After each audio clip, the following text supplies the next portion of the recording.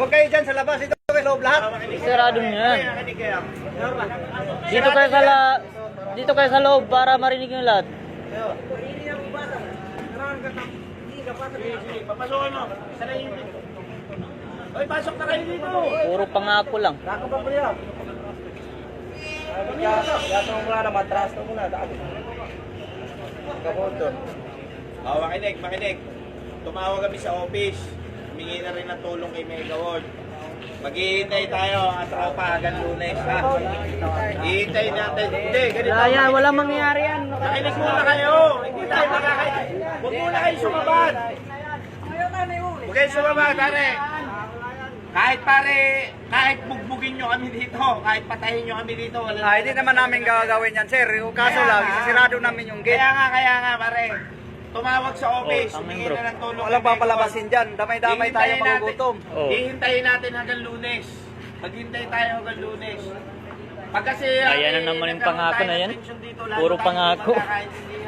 Anong pizza na? Lalo tayo hindi magkakaintindihan. Daming Lunes. Ayaw din namin pare to. Ayaw din namin to. Nagkakaintindi tayo dito, bro, no? Pero sila yung hindi nakaintindi. Kahit kami pare, empleyado lang din dito. Empleyado lang din kami dito. Hindi kami may hawak ng pera. Nasa opisina ang pera, nakay Sherman. Kaya kami nakikiusap sa inyo. Empleyado lang din kami dito. Hindi kami may hawak ng pera. Kahit anong gawin nyo dito sa amin, wala talaga kami magagawa. Ang magagawa lang namin sa inyo dito, makipag-usap na maayos, makiusap sa inyo. Kung hindi namin gagawin to, are, kami ni na PM, kahit sino dito staff. Pare-pares tayong manggagawa dito, pare-pares tayong maasa sa pera ni Sherman. Pare-pare dito na sa lahat. Lang malabas. Mas maganda niyan. Pare-pare tayo dito sa loob. Hanggang wala sahod, mag-aalis dito sa Walang PM. lalabas. Tatay dito. Hindi kasi pwede mangyari yun, are. Hindi nyo po pwede i-hold that Ay, hindi pwede. May mga delivery tayo, may mga uuwi tayong staff, may mga workers tayo na lalabas. Kaya nga nakikiusap sa inyo na maayos. Hindi nyo po pwede paring kontrolin Dapat yung pa gate na stop yan. na yung mga trabaho na yan. Kaya nga nakikiusap Hindi sa inyo naman na nila maayos. may ibigay yung sahod. Maghintay-hintay tayo hanggang Lunes. Sir, kami na naman magkikiusap sa inyo. Kami na naman magkikiusap, sir. Ilang linggo na kayo nagkikiusap. Kami na naman magkikiusap sa inyo. Walang lalabas. Oo, naiintindihan naman namin yan. Naiintindihan namin. Kami muna ang makikiusap sa inyo. Kami muna ang pakikinggan nyo. Huwag muna kayo. Hindi nyo kasi po pwedeng i-hold yung gate na yan. Ang delivery na magkalabas yan. Palabasin namin yan. May mga lalabas tayo na staff, may lalabas tayo na workers, may mga papasok dito. Para maramdaman nila paano ka nagugutom dito. Para maranasan nila. Para pareho-pareho tayo magugutom dito. Tiniis namin ilang araw, walang kain. Walang lalabas. Hindi kasi po pwedeng hindi natin pare bubuksan yan, maniwala kayo sa akin. Wala Pag pare ginawa nyo yan, hindi tayo pag ginawa nyo yan, hindi tayo magkakaintindihan dito. Subukan mo! Pagka hindi nyo, hindi nyo, Sir, ano yan. subukan mo, sir. Ano kasi yan pare? Main gate yun. Kaya nga nakikiusap sa inyo na Subukan mo, maayos. buksan mo. Subukan mo ba palabas ka dito? Subukan mo. Main gate yan pare. Sarang mo yan. Kami ganun. Subukan mo, sir. Nakikiusap na maayos sa inyo. Sir, ilang linggo na kayo nagkikiusap sa amin, sir. Nakikinig kami sa inyo, sir. Kaya nga kinakausap kayo na maayos. Ano nga, pakiusap naman ngayon. Sa inyo na maayos. Pag kasi pare, Ilang linggo tayo nakikiusap, sir? Hintayin nga natin. Ilang linggo yan? Dalawang linggo na. Dalawang linggo na, alam mo. Dalawang linggo. Alam naman namin dalawang Tatlong linggo, hindi kami nagkabigay sa pamilya namin. Naintindihan nga natin yun. Naintindihan naman namin yan. Naintindihan namin yan. Bukas ako, sir. Hindi mo pwedeng hindi pare bubuksan yan. Subukan mo, bubuksan mo.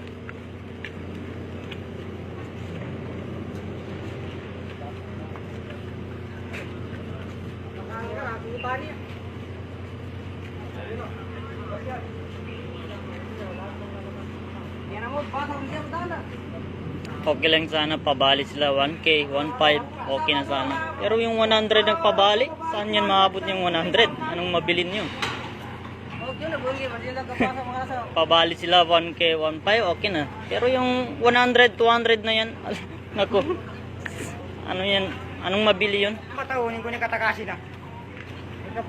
Ilang linggo na kami dito nakikinig sa pakiusap nila, pinambigyan namin. Pero ngayon, di ko alam sa mga kasama ko dito, naubusan sila ng pasensya. Mga kasama namin dito. Pabali sila 100. Naku, nakakaya naman.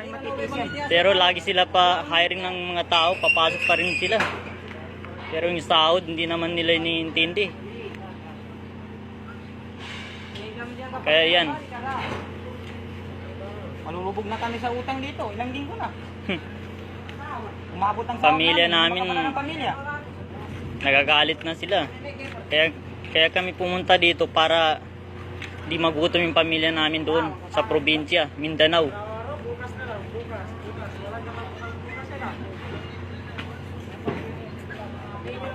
Puro na lang sila pangako, pakiusap. Ang maganda, kung walang sahod ngayon, wala mo na lalabas mo na. Oh, para patas. Ang maganda. Patas magugutom dito. Hindi, para maranasan nila. Paano tayo nagugutom dito sa loob?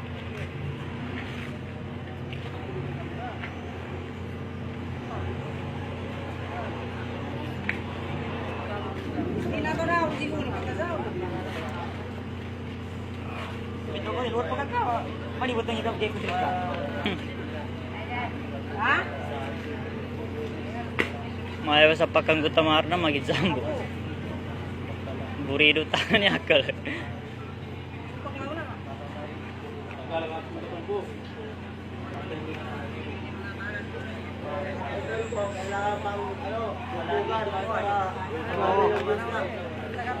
Yan, walang palabasin mga staff. Diyan. Payment muna tayo. Bago alis. Payment. Tayo magkalaro ng basketball. Pag walang payment. Sabi mo na mga ka dito. Yes. Sabi mo na dito ka. Sabi mo na tayo. Babantay. Grabe sila mahigpit pagdating sa trabaho. Pero pagdating sa sahod, nako. Kahit hindi na makakaya yung tao sa pag-OT pagdamag, pinipilit, pinapagalitan, sinasarado yung biometric para hindi makalag out.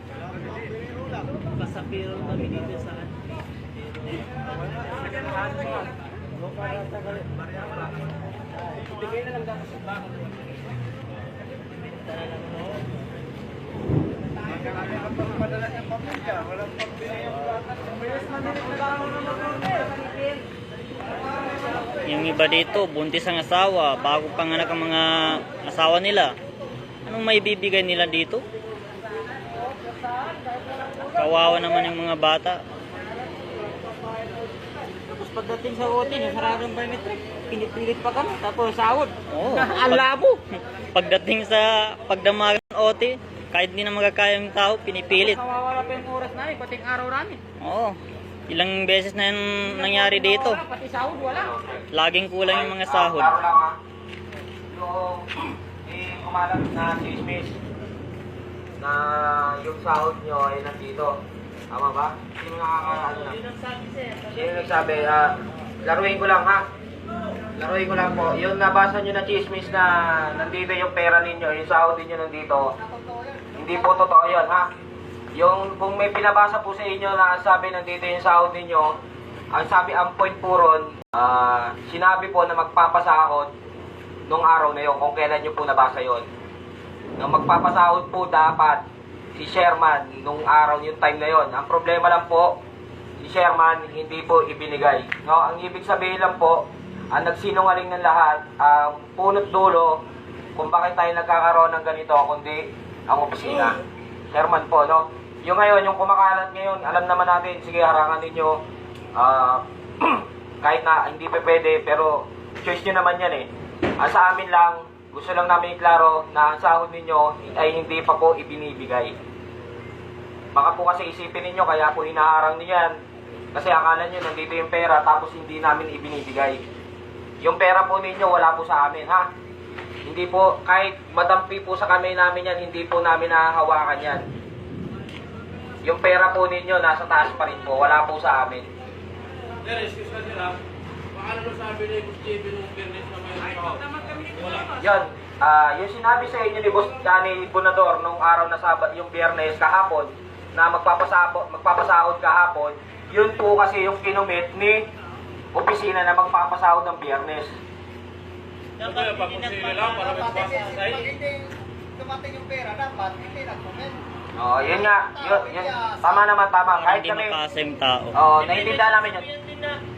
Ganito, pagkantay muna kayo kasi sinabi ng boss namin, magsasahod bukas, dapat hindi magpa-promise kayo, hindi mga Oo, tama. Kasi ano eh, lalo na din, meron din kami concern din kami bago kami dito, no? Ang lawak ng accomplishment namin dyan. Tapos ngayon, first time namin nasasahod, pero wala man na kami sasahurin. Ano, maglulukuhan pa dito. Tama yun. Wala lang ito tama. tayo. Ano lang.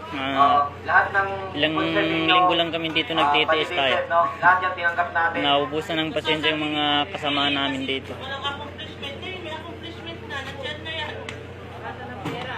Ilang beses sila mangako ng sahod. Wala pa rin. Magpapatuloy kami. Alam mo na kasi ang ano ng sa construction. Magtutuloy pero sa tuloy binabayaran yung stock doon.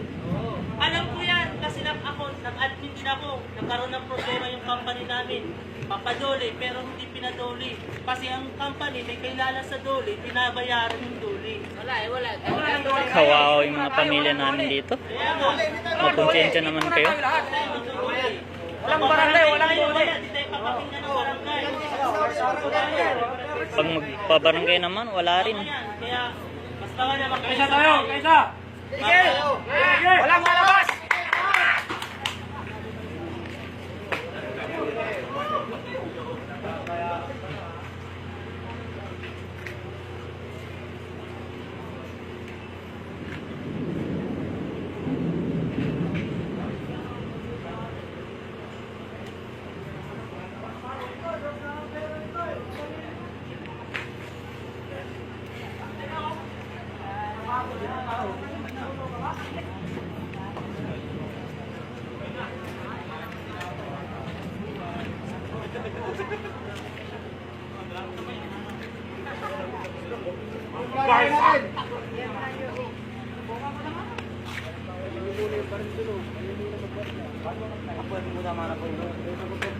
Lagay ng lamisa sa gitna.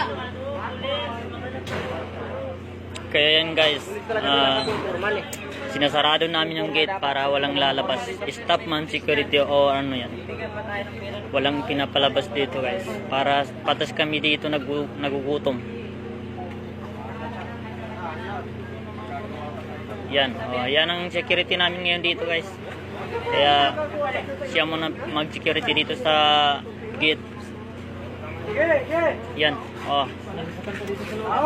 ang mga kasama namin. Pinapagalitan ng asawa nila kasi wala daw sahod. Kaya pa yan. Sabay-sabay tayo hindi lalabas dito.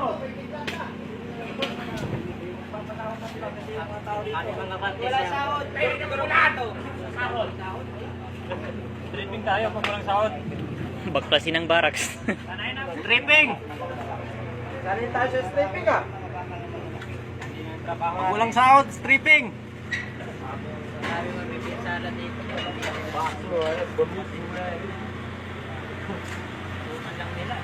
Aalis lang kami dito pag uulan na. Kasi hindi naman matiis kung uulan na. Maynila, kala natin. Wala nang gera dito. Ay, dito, gera din pala. Sila yung naghaharap ng Sa Mindanao, gera rin. Pero pagdating dito, gera rin pala. Wow! Wala pa tayo maano. Ayun, dito, hindi naman protocol. Kaya, Hubad! Ay! Sumayaw ka! yan. Kaya pandupang para nang kami pawis naman ah. Dapat alas 6 ito dito pa sa Paraan yan. alas 6 limit. Tripping tao. Bigyan nyo lang yung sahod namin. Punto namin ng 2 linggo. Oo. Kahit Kahit aalis pa kami dito ngayon, basta mapwede yung sahod namin. Pwede tayo, stripping. Oh, stripping kami dito. Ilinis namin yung mga kalat. Alam mo naman yung PM eh. Tayo magdamagan. Okay. Tayo dito. Okay na. Pila na. Guys, yung mga martilyo nyo, labas nyo na! Bas. Mga martilyo nyo, labas na! Damag tayo, damag! Damag tayo! Damagan tayo dito para patas ang gutom. Para maramdaman din nila yung nararamdaman natin dito. Yan, bangkalo, sa lahat para jambol ah. May sabay tayo mapupunta.